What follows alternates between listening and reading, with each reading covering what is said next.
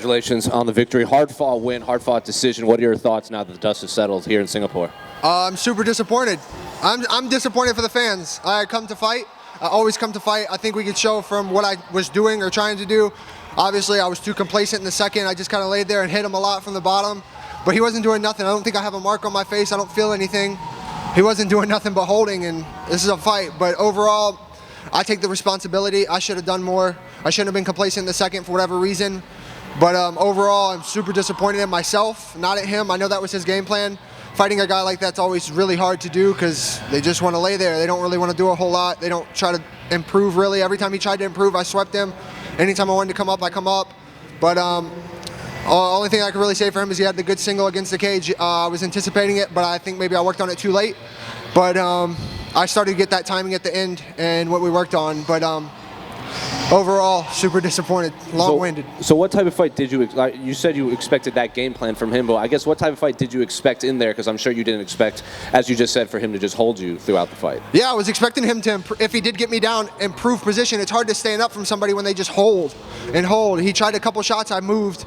As soon as I mean, obviously in the second, like I said, I was complacent. But when he did try to hit, I was moving, I was trying. Most of the other time he just held, and I just had to hit him from the elbows, hands.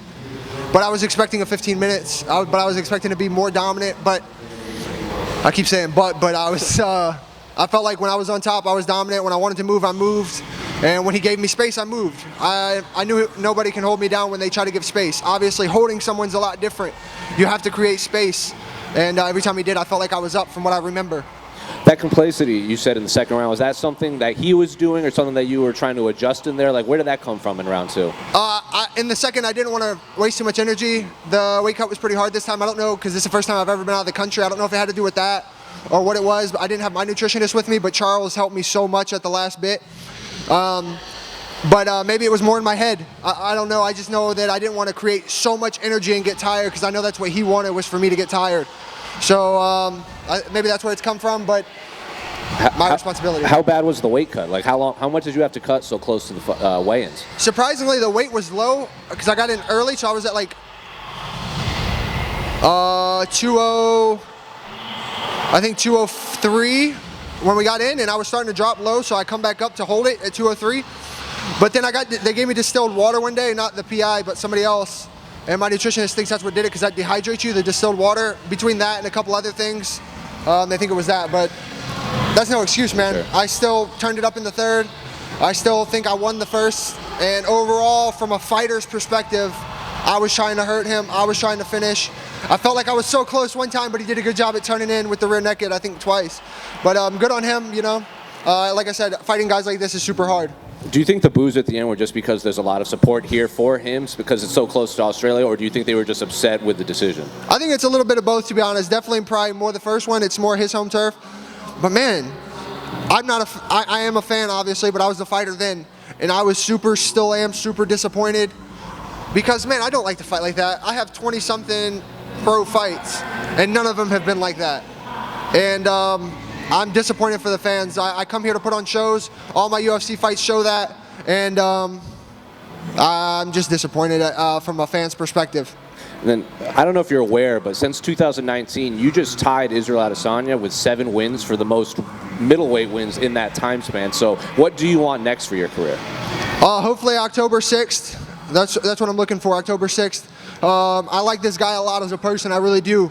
But hopefully Anthony Hernandez, we can get that business cracking October 6th, man. Like I said, I really like this guy. As a person, I think he's a great guy, but business is business. And I hope to get him October 6th. Why? Is it just because you like that matchup, it's like specifically, or ranking-wise, or what else? Matchup-wise, we fought for the LFA belt back a while back, and that's the worst performance of my whole life. Obviously, for circumstances, I'm happy for him that he got that win because of everything that transpired after for his family.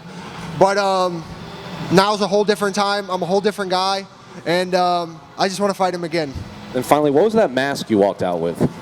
So the mask was for the people, man. It was for the many. My family has fought for America. You know, they were all in the Marine Corps. They fought in World War II, Vietnam, Desert Storm. They fought for the people, for the many to have a voice, and that's what that mask represents, is for the people. Colt Dow.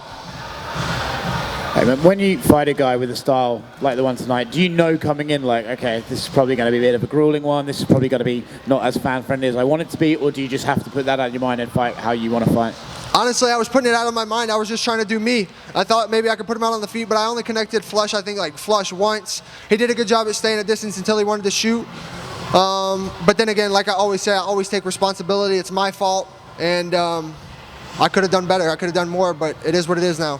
Is there something you can learn from this fight, or is there just like, there are some fights that aren't exciting and there's nothing you can do about it, you just have to forget about it and move on? I feel like that's where I need to be. Some fights just aren't exciting, some matchups aren't. I'm the guy that likes to go out on my shield if I have to, but I knew this guy wasn't going to be the one to make me go out on my shield. I knew I was going to have to dig deep, and that's what my coaches told me going into the third. I was too complacent in the second. Let's kick it up, let's turn it up, and let's get to work. And that's exactly what I had to do. I couldn't just rest. I couldn't just be complacent. I had to go out there, and I had to earn that third round. A win's a win. Yeah, that's what they say, right? Brendan, over here. Was there a sense of urgency heading into that third round? Like, you got to make something happen now. You didn't want to. Were you afraid of leaving it to the judges? Yeah, I think I'm always afraid to leave it to the judges, to be honest with you. We never know how they're judging. We never know what they're scoring on. Hey, I'm lucky that this was in my favor this time. You never know how it's going to be. I'm glad that they ruled like a real fight should be. More on damage, more on trying to finish rather than just holding for position. This isn't just straight jiu-jitsu. This isn't any of that. I was trying to finish, and that's what I was coming to do. I didn't get it done, and I'm disappointed with that. But overall, I was trying to finish. I was trying to do damage. He has more damage than me. Thank you. Thank you. Bring on one more. I saw you at the Fighter Hotel yesterday carrying on Strikeforce gloves. Why do you train in Strikeforce gloves? Any specific reason? So I always give away my UFC gloves or to family, friends, or I train in them.